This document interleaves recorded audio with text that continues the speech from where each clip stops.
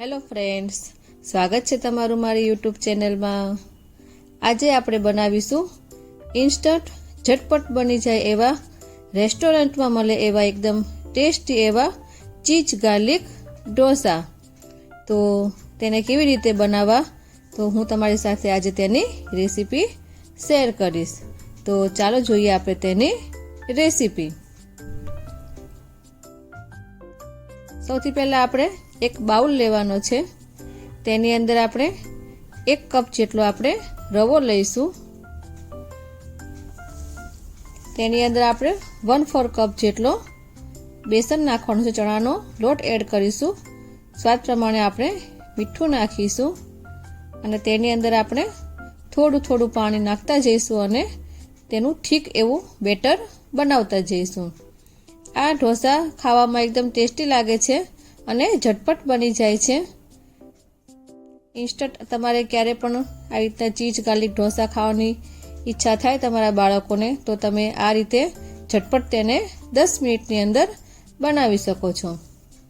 તો આપણે તેની અંદર થોડું થોડું પાણી એડ કરતા જઈશું અને તેનું ઠીક એવું બેટર બનાવવાનું છે।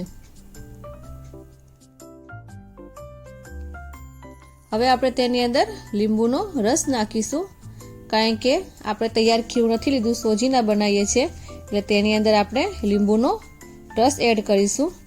તૈયાર ખીરાની અંદર લીંબુના ફૂલ નાખેલા હોય છે, તો આપણે લીંબુનો રસ એડ કરી અને તેને 10 મિનિટ માટે આપણે ઢાંકી અને તેને 10 મિનિટ માટે રહેવા દઈશું। 10 મિનિટ પછી આપણે ખોલીને ચેક કરીશું। સોજી આપણો સરસ મજાને ફૂલી ગયો છે। મને થોડું વધારે ઘાટું લાગે છે તો હું થોડું પાણી એડ કરી અને બેટરને થોડું પતલું કરી લઈશ। આનું ખીરું તમારે એકદમ પતલું નથી કરી દેવાનું, થોડું થીક હોય એવું જ રાખવાનું છે। તો તમે જોઈ શકો છો કે આ પ્રમાણે તેની કન્સિસ્ટન્સી રાખવાની છે। આ પ્રમાણે આપણું ખીરું હોવું જોઈએ। તો હવે આપણે ઢોસા બનાવવાના ચાલુ કરીશું। તેના માટે ઢોસાની લોઢી લેવાની છે, તેને વધારે પડતી ગરમ નથી કરવાની, એને મીડિયમ જ ગરમ કરીશું, નકર તમારો ઢોસો જે છે તમે પાથરશો તો ફેલાશે નહીં અને ચોંટી જશે। તો ઢોસાની તવીની અંદર આપણે બેટર નાખી અને તેને રાઉન્ડ રાઉન્ડ ફેરવી અને ઢોસો આપણે પાથરી લેવાનો છે।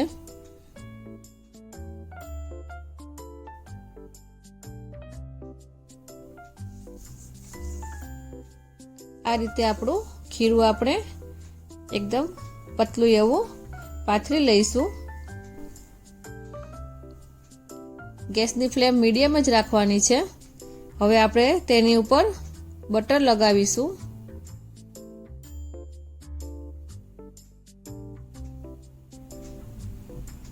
બટર આપણે બધી બાજુ ફેલાવી દઈશું। હવે તેની ઉપર આપણે ઝીણું ઝીણું કટ કરેલું લસણ નાખીશું। તમે આની અંદર લીલું લસણ પણ નાખી શકો છો, લીલા લસણથી તેનો ટેસ્ટ વધારે સરસ આવે છે। હવે તેની અંદર આપણે ઝીણા ઝીણા કટ કરેલા કોથમીર નાખીશું। તેની ઉપર આપણે ચીઝ છીણી લઈશું। ચીઝ ગાર્લિક ઢોસા ખાવામાં એકદમ ટેસ્ટી લાગે છે અને આ રીતે તમારે ફટાફટ બની જશે અને તમે એને એન્જોય કરી શકશો।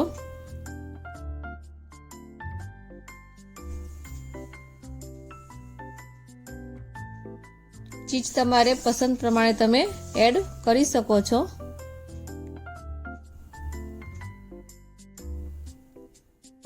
ઉપરથી આપણે ચીલી ફ્લેક્સ એડ કરીશું।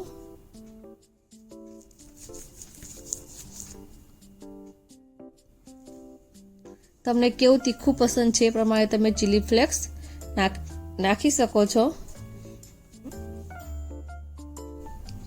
હવે આપણે તેને નીચેની સાઈડથી એકદમ ક્રિસ્પી થાય ત્યાં લગી આપણે તેને ચડવા દેવાનો છે।